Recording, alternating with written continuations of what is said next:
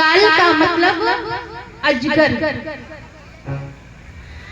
हम सभी लोग अजगर के मुंह के अंदर कंठ में बैठे हुए हैं और अजगर अपना मुंह खोले हुए है।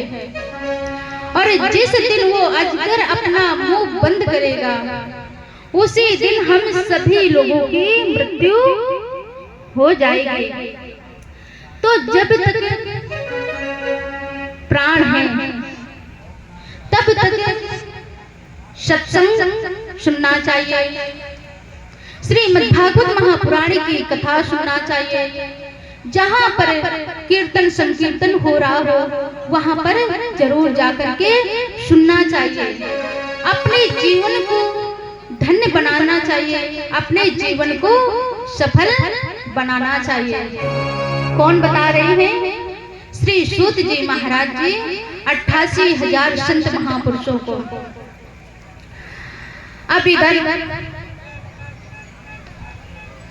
जब श्री सूत जी महाराज जी सुना रहे हैं और इधर श्री सुखदेव जी महाराज जी गंगा जी के पास में बैठ करके किसको सुना रहे थे? श्रीमद्भागवत महापुराण की कथा राजा परीक्षित जी को।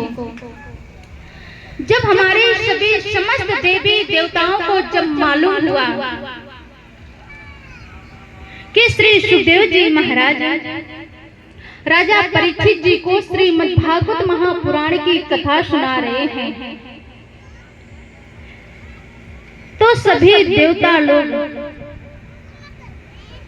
जो उनके पास अमृत का भरा हुआ जो कलश था उस कलश को लेकर के इस पृथ्वी लोक में आ जाते हैं और सीधे श्री सुखदेव जी महाराज जी के पास पहुंचते हैं। और श्री सुखदेव जी महाराज जी से सभी देवता लोग अपने अपने हाथ जोड़कर क्या बोलते हैं कि हे श्री सुखदेव जी महाराज, आप ये जो श्रीमद्भागवत महापुराण की जो कथा सुना रहे हैं, एक काम करिए, आप अपने मधुर वाणी से हम सभी देवताओं को श्रीमद्भागवत कथा सुना दीजिए। और ये जो राजा परीक्षित जी को जो सुना रहे हो और राजा परीक्षित जी को जो श्राप मिला है कि राजा परीक्षित जी की मृत्यु हो जाएगी 7वें दिन, तक्षक नाग आकर के इन्हें डस लेगा और तक्षक नाग के द्वारा राजा परीक्षित जी की मृत्यु हो जाएगी। तो हम राजा परीक्षित जी के लिए ये अमृत का भरा हुआ एक कलश लेकर आए हैं। एक काम करिए, राजा परीक्षित जी को अमृत पिला दीजिए, जिससे राजा परीक्षित जी अमृत पीते ही हमेशा के लिए हमेशा अमर हो जाएंगे। तो श्री सुखदेव जी महाराज सभी देवताओं की बात इधर सुने। तो श्री सुखदेव जी महाराज क्या बोलते हैं सभी देवताओं से कि हे देवताओं, आप ये जो बोल रहे हो मेरे से कि श्रीमद्भागवत कथा हम सभी देवताओं को सुना दीजिए, और जो हमारे हाथ में अमृत का भरा हुआ ये जो कलश है आप राजा परीक्षित जी को पिला दीजिए। ये बिल्कुल भी नहीं होगा। कहाँ आप कांच की तुलना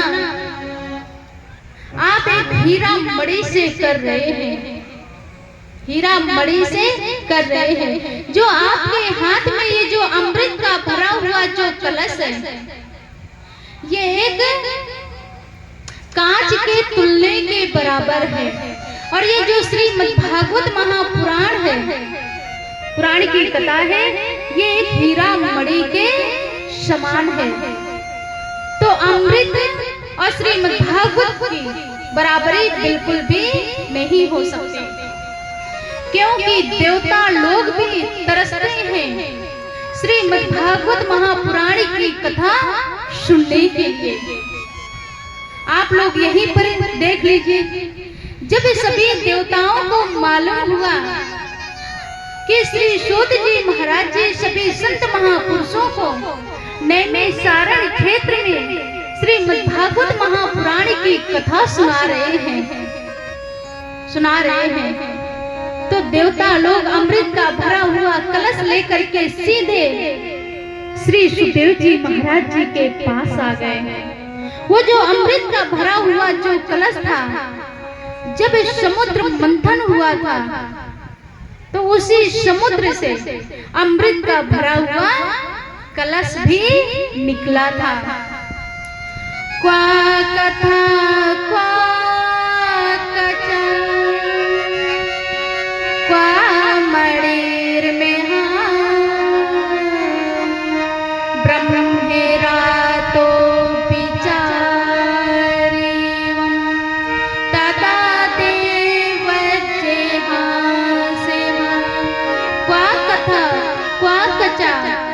मणिर में हम ब्रह्म रातो विचार एवं तदा देवज्ञ हाँ से हाँ। क्या कथा। अब इधर श्री सूत देव जी महाराज जी मना कर देते हैं सभी देवताओं को कि ये बिल्कुल नहीं हो सकता, मैं आप लोगों को श्रीमद् भागवत कथा नहीं सुना सकता, सिर्फ मैं राजा परीक्षित जी को ही श्रीमद् भागवत कथा सुनाऊंगा। तो अमृत का भरा हुआ कलश लेकर के सीधे देवता लोग कहां पर जाते हैं? ब्रह्मलोक। श्री ब्रह्मा जी के पास पहुंचे, चेहरा उदास, नेत्रों से आंसू आ रहे हैं। जब श्री ब्रह्मा जी के पास पहुंचे सभी देवता लोग, तो श्री ब्रह्मा जी देवताओं को देखते ही क्या बोलते हैं श्री ब्रह्मा जी कि हे देवताओं, आपको क्या हुआ? आपके नेत्रों में आंसू क्यों आ रहे हैं? आखिर में नेत्रों से आंसू क्यों आ रहे हैं?